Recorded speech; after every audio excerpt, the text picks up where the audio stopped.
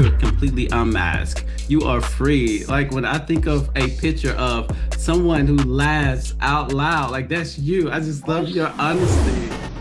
Courtesy of the owner. Yo, Ma, you gotta take that shit back. I don't drink from nothing and no bottles that I don't pop, okay? Who the fuck is that from? Mr. Roland. Thank you. My family's on their way over. We're just gonna grieve as a family. So, do you want me to come in? No. Like I said, we're all just grieving as a family. Oh,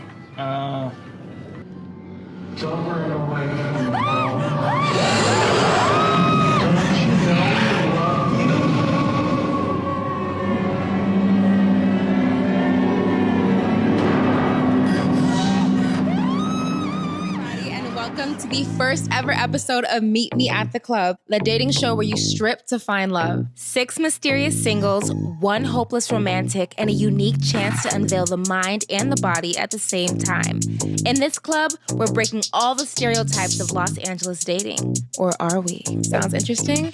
Let's go. First episode. Let's get it! Recording. All right, good with recording, right? I'm good. Yeah, we're good now. Excellent. All right. Well, thank you again, Nia, for coming on. I do appreciate it. Thank you for the opportunity. I'm really excited. You did such a good job with Lami's. I'm really excited that you asked me. Absolutely. You know, y'all are such a Barbie couple. Y'all are so perfect together. And it's been such a great journey to be able to see you all in the past few years. I know it's been mostly social media, but it's been a wonderful experience. So today I finally get to talk to you. I've had so many conversations about me, worked with him on set. He's such a great guy. So I know you are wonderful as well. So it's great to finally be able to talk with you. Thank you. I'm excited. Nice. Okay, so let's start off the way I always do. If you can tell me your name, your stage name, and if you can describe your artistry, please. Sure. Okay, so I go usually by Nia Renee Warren, but I just started going by Nia Renee. And I can get into that in a second why I started doing that. But I'm an actress, a filmmaker. So I graduated from USC Film and TV Production back in 2020 into the pandemic. And I'm also a host now of my own reality dating show, which is now on YouTube. It came out this Friday. And I'm executive producing that along with my husband, Lami, and co-directing that with Lami and hosting it. It's a concept I created that I'm really excited about, which allows me to blend my love for creating and being on camera and working with my husband. So it's been a really great experience. And yeah. Okay, guess where I am right now? I'm on the set of the first ever reality show that I've ever produced. You can hear the men that are going to be on the show in the background. They're having lunch. But this is insane. I remember we were just talking about this idea and whether we could bring it to life. And literally, we're here now. Look at this. Yeah, I wonder if you can guess what it's about. But this is just here to say, follow your dreams. Even your craziest ideas can become reality or reality TV. I'm so excited. I can't wait to make more episodes. But it's going great so far, and I can't wait for everybody to see it. I'm also a real estate agent as well. So I just got my license in March. And so for that, I go by Nia Friebe. Nia Friebe, your favorite real estate agent. Today, I'm joining you from this beautiful remodeled home in Vermont Square. It's gorgeous, so much natural lighting, super quiet neighborhood, and just about an 8-minute drive from one of my favorite spots in LA, Leimert Park, with the best food, coffee shops. You have to come see it, especially if you're creative, you have a home office. What don't you do? Sleep. I'm just kidding. I get my sleep. So there are so many things that you're doing. You sound like a typical Los Angeles creative. That is what we do. I swear we have 20 different jobs. Half of them don't pay a nickel. But it's still a job because you're working harder than you would if it was paying sometimes. Exactly. Absolutely. Are you actually from Los Angeles? No, so I'm from Oakland. I grew up in the Bay Area. I lived in Oakland almost my entire life before I moved to Los Angeles in 2019. So I still get to go back and visit back and forth, but it's been mostly a Los Angeles journey when it comes to my art with filmmaking. I did grow up acting and modeling as a kid, and that kind of launched me into what I do now. So when you came here in 2019, was it to go to USC? Yeah, so I knew that I always wanted to go to school in Los Angeles. I always wanted to move to Los Angeles. I'm a big beach, nice weather girl. I've always been super excited to go as a kid.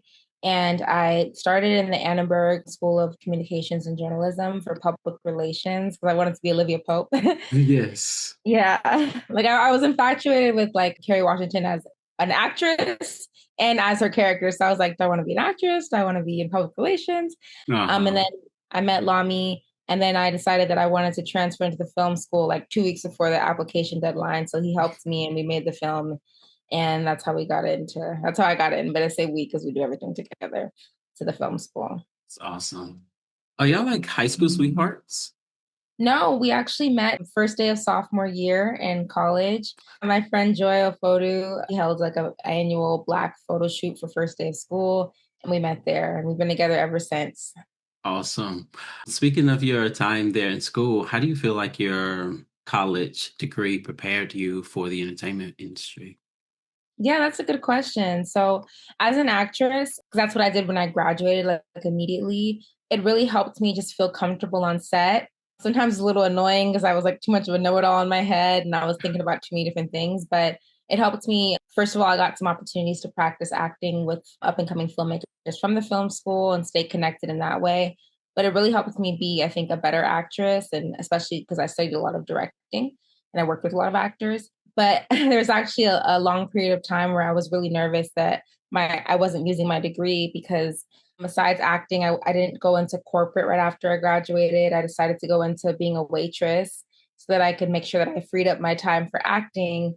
And I was really actually excited to be a waitress. I'd always wanted to be one. I'm like, now I can act whenever. But then it was into the pandemic when I graduated, and then things shifted to self-tapes. And all of a sudden I was like, I really don't need to be a waitress anymore. But I kind of felt honestly stuck in it for a few years. And I felt like, wow, so much has happened with the acting industry with strikes and everything. And I didn't really know if I was really using my degree at all. And then flash forward into now, creating this show, I'm like, wow, it couldn't have been, it's like riding a bike. It's like everything's coming back. And I can't be more grateful that I went to the USC Film School because I have to have my hand in every single thing when it comes to production. Like, we're meeting with the camera team, the sound team, assistant directors, directing, producing, casting, all of those things are now playing a hand into what I do every day. And I'm super grateful for it. Your IG says Nia the actress. It was Lami who first really said something about it when he was talking about the Sons of Oakland. He said oh no, it was like Nia directed. I was like, what? She directs? She does that? I was surprised to hear it. So then I go on your IMDb and I see that you directed, produced it. It was also the DP. So a lot about behind the camera. That's what you went and got your degree. Yeah, for Son of Oakland, I wasn't actually the DP, but I did do camera work, camera operating. And yeah, it was a crazy experience. I used to feel frustrated that people only saw me as a filmmaker. So it's funny that you say that because I was like, nobody really thinks of me as an actor. And that's part of the reason I wanted to make my Instagram Nia the actress, so I could just tell everybody I'm an actress too. But Son of Oakland was the big project that my husband and I created when we were about ready to graduate. And it was actually our first time working with some of the USC film students, right outside of our school projects. And that was obviously a really powerful film that was very emotional, that was necessary as a tribute to our friend who passed, Victor McElhaney, rest in peace. And it was, I honestly can't believe we pulled that off because it was a very emotional experience, but it taught me a lot about filmmaking under pressure. A lot of the times when you create art, it's not always just, fun, lighthearted stuff. It's stuff that means something, that's impactful. And I learned a lot from that experience and, worked with a lot of people that I'm really grateful for. And it was a way for us to not only filmmake, but filmmake together and also have the help of our friends who were also mourning Vic. So it's an experience I'll never forget, but it's definitely difficult for me. I can't even really honestly watch the film sometimes because it's so hard to look back at that time.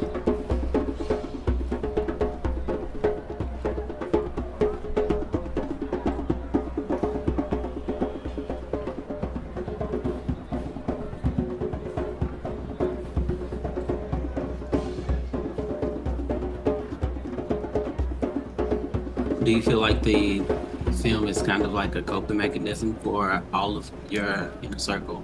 Almost like a healing project.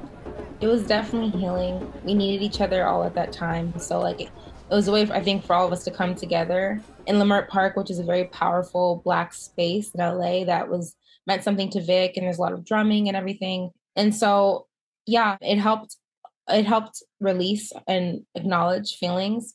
It helped us come together. And as of now, coping is just kind of understanding, kind of like learning to move past who I was, at least when that happened, and realize, how to cope as a new individual. Because I think everybody just grew up really fast when that happened. Like a lot of us, the innocence was lost for a lot of the people around us, because we were still, not kids, we were really young. And yeah, just understanding that, with grief, there's change, not living in that space. Yeah, but it's difficult. It's very difficult. Makes sense. And sorry for your loss, but I love the way that y'all are able to give that tribute. I think it is well deserved. And it's like such a lovely thing. I hope more of us can come together and have such a healing process like yours. Thank you. I appreciate that. You have so many things that we can discuss and talk about. But before I ask that question, I just wonder, which one do you identify with the most? The producer side, the directing side, the acting side? What calls you the loudest? I think expressing myself on camera is like huge for me. I would love, if you asked me a couple of weeks ago, I would have said I identify the most with the acting side. But I've had a very hard time since, with the strikes and the pandemic. It's not the same. And so right now, at this moment, this show is like my baby. Like, it's like, it really is like me and Lami's baby. It's expensive like a baby, and it's a lot of work like a baby, but it's like a dream come true. A lot of people don't know I was really in love with reality television as well when I was in school. And I even interned at NBC for multiple, unscripted television type shows and networks. And I've always wanted to I wanted to be on a dating show when I was younger. Nice. And I couldn't because I met my husband so early. I always remember that. And so this is the next best thing. And I love it because I'm not only a producer, I'm a matchmaker, it's a lot of fun, and a host. So right now that's the main thing that I'm focused on. But I really do hope that allows me to build a brand that's lasting and authentic, that allows me to also do other things, get back into acting, because that's my first love. Excellent. We've mentioned Meet Me at the Club several times. We need to talk about it. What was the inspiration behind it? And what made you feel that it was going to pop? Yes. Okay. So like I said, I was a waitress.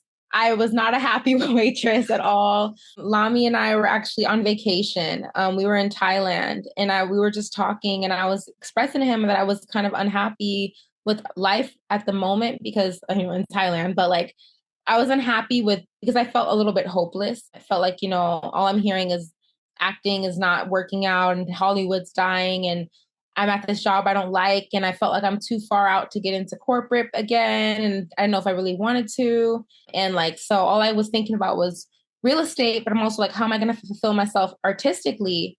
And I just felt stuck.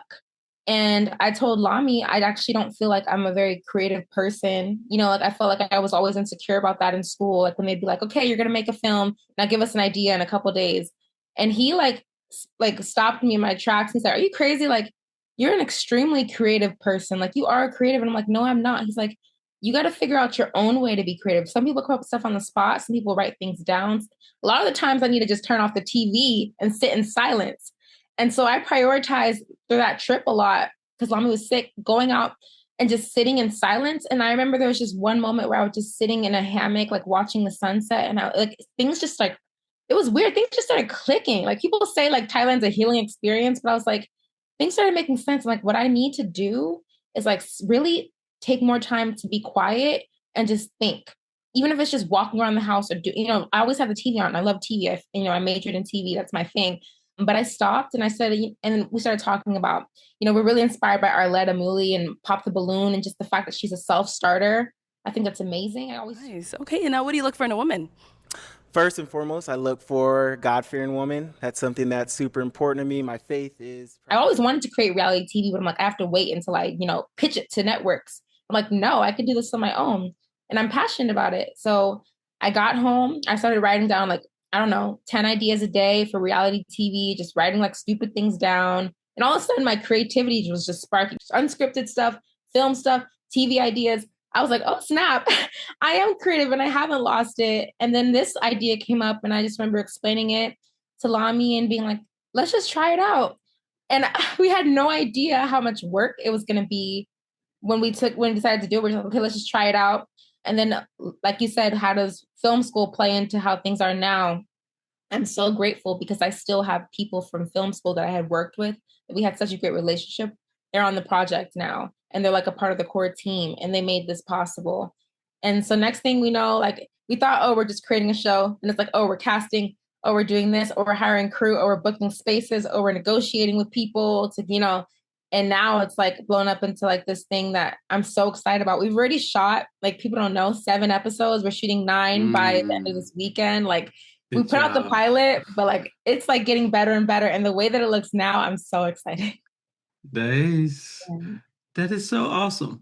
I'm listening to you. You're not hesitating. You're not fumbling on your words at all. Like I speak out of a filter, so that's why I like tumble a little bit. I need to do that sometimes.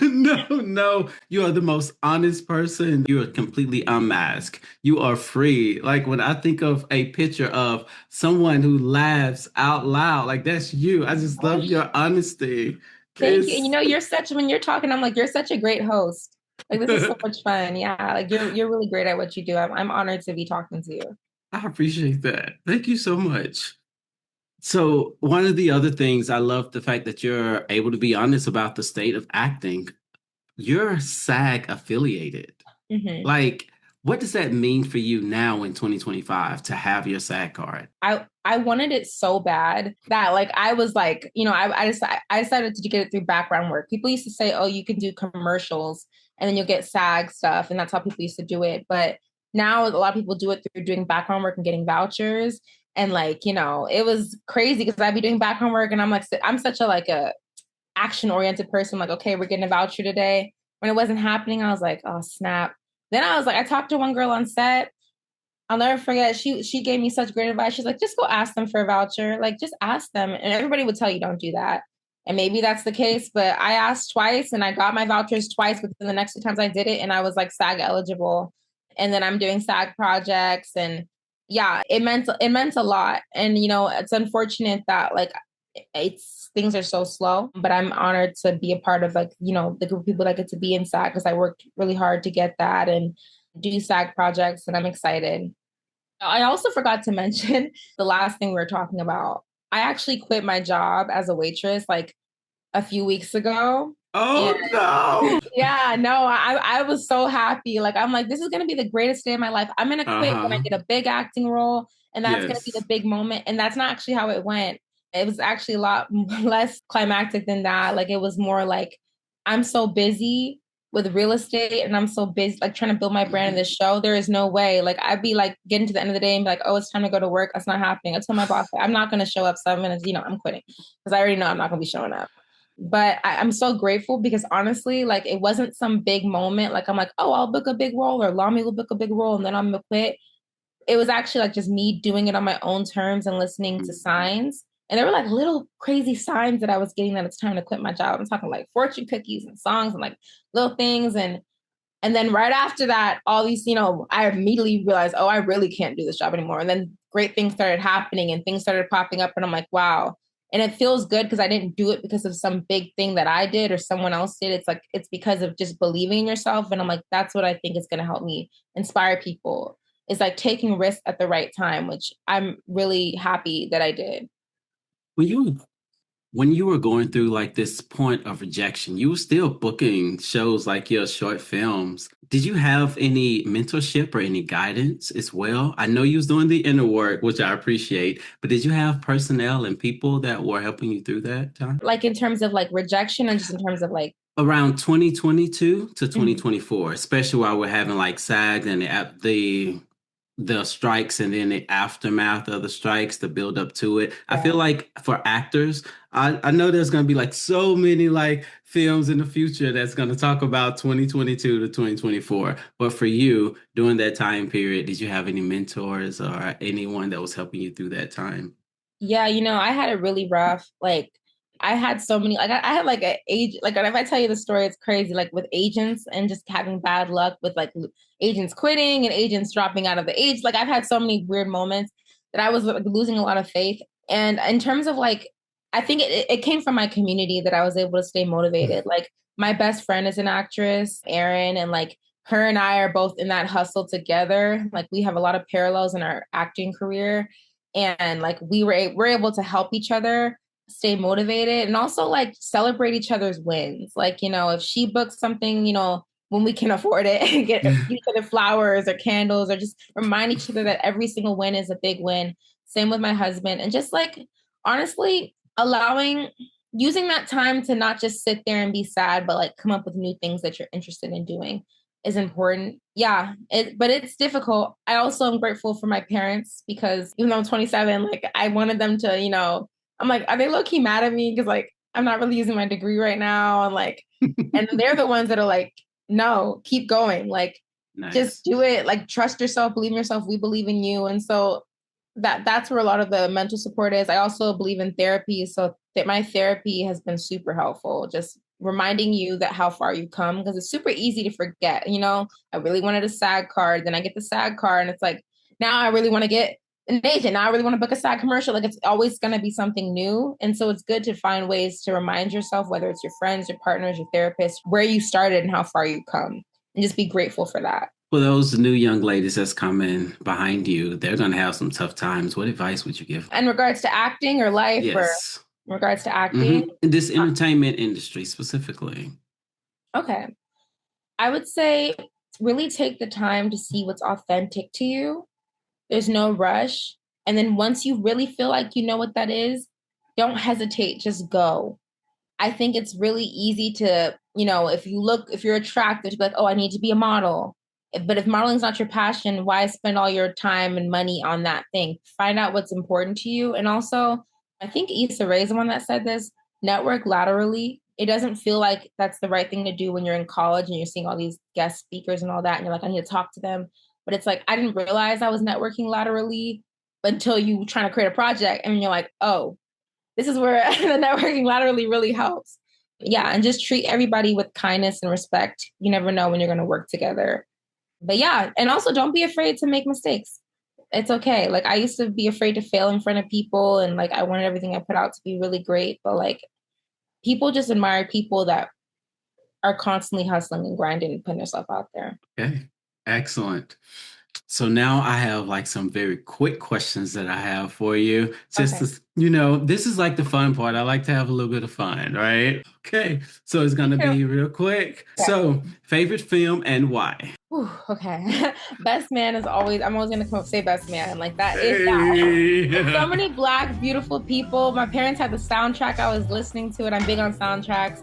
I love Nia Long. I was named after her. And like, yeah, I just love Best Man. It made me feel beautiful as a Black person at a young age. You are beautiful like her. So great job, Mom. Thank you, Mom. Manifest.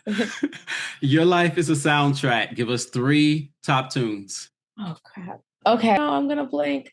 Okay. Can I pull out my phone? No, there have to be now. Okay. What do you think? Okay, Upgrade You. There. Obviously, I love that man. I talk about him a lot. Okay, last one. These are good songs, Victor by the way. Huh? I say they're good songs so far. Thank you. Every time someone asks me this question, I freeze.